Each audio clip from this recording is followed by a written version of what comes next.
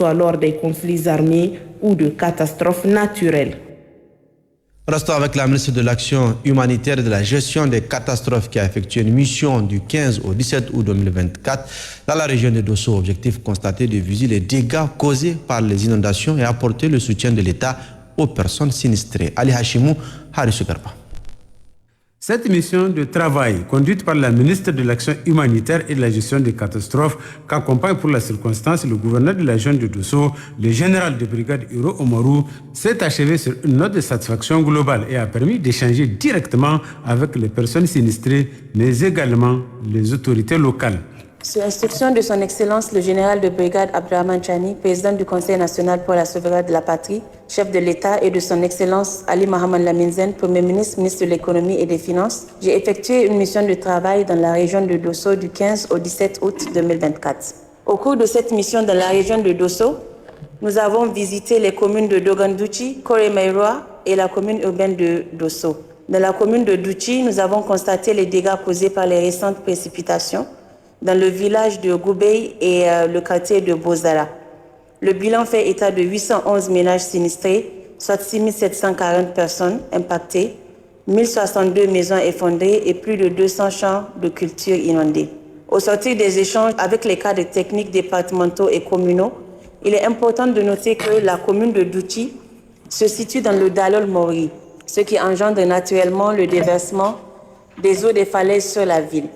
Des efforts importants ont été fournis par la population et les services techniques afin de faciliter l'écoulement hors de la ville des eaux à travers l'ouverture d'une ligne de tranchée. Après l'étape de Douchi, nous nous sommes rendus dans la commune de Koremairoa. À ce niveau, nous avons constaté que le village est installé dans et traversé par un courri qui occasionne des ravinements. Les fortes précipitations et l'érosion des berges des courris fragilisent les habitations et les exposent à des risques d'effondrement. Bien sûr, comme à l'accoutumée, nous avons aussi constaté une solidarité communautaire extraordinaire pour l'hébergement d'une partie des personnes sinistrées. De ce fait, nous avons aussi visité l'école-centre où sont logés le reste des personnes sinistrées. Nous avons constaté là-bas que les conditions de vie restent difficiles, surtout pour les enfants qui sont particulièrement vulnérables aux maladies hydriques telles que le paludisme, le choléra et d'autres infections.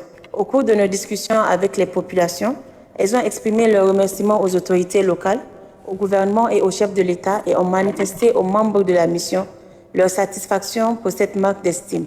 Elles ont aussi exprimé le besoin d'être assistées et demandent la réalisation d'un barrage pour réduire les inondations à répétition.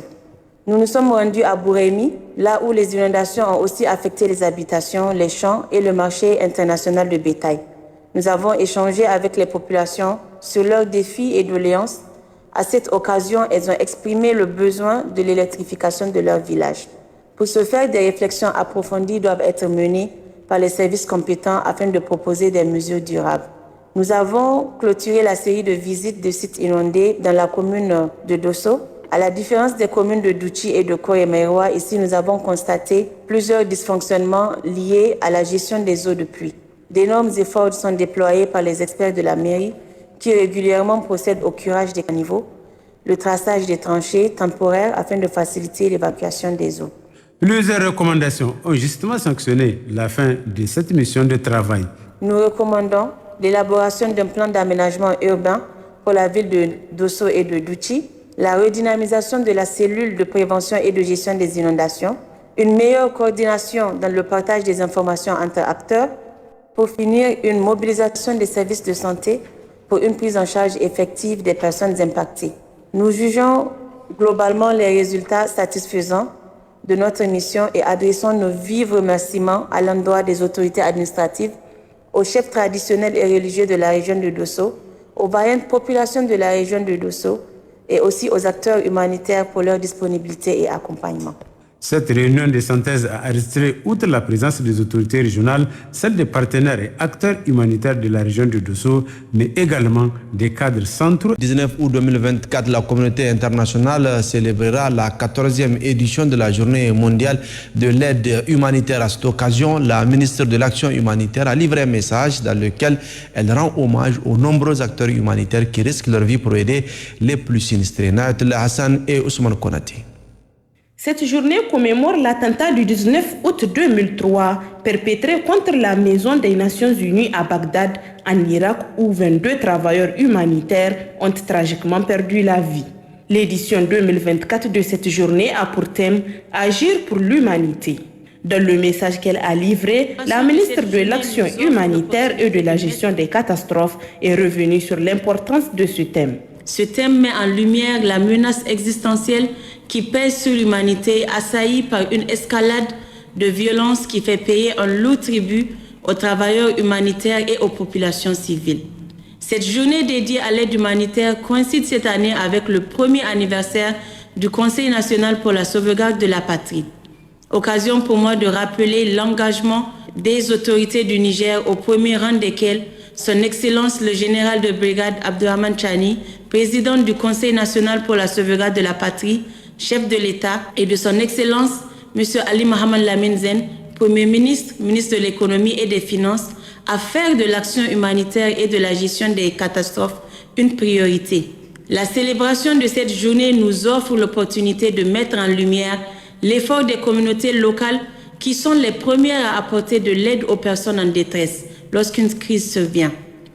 Cette édition intervient à un moment où le gouvernement et la communauté humanitaire sont particulièrement préoccupés par l'ampleur des inondations de cette année.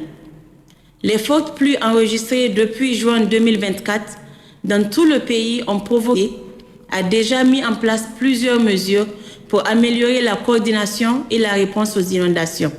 Cela inclut la mise en place des systèmes d'alerte précoce, la cartographie des zones à risque et la formation des communautés à la gestion des catastrophes.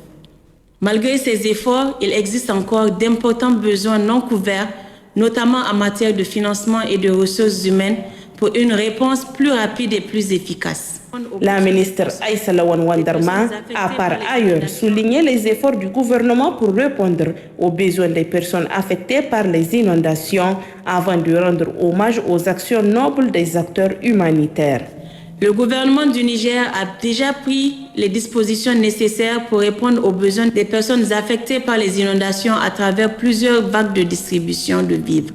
Nous ne cesserons de le souligner. Vous jouez un rôle essentiel en appui au gouvernement pour soulager les souffrances des populations en détresse. Au nom de ces populations et du gouvernement, nous vous exprimons nos sincères remerciements pour votre engagement en faveur des plus vulnérables. Et nous vous exhortons à redoubler d'efforts. Vous avez choisi un métier noble, un métier qui redonne espoir à ceux qui l'ont perdu. Grâce à vos interventions, des milliers de personnes réapprennent à vivre. Je tiens encore une fois de plus à vous assurer de ma disponibilité, à vous accompagner dans la mise en œuvre de l'ensemble de vos programmes au bénéfice des populations vulnérables. Depuis cet événement tragique du 19 août 2003, de nombreux autres humanitaires ont été victimes de violences, voire d'assassinats dans leur mission d'assistance aux populations les plus vulnérables que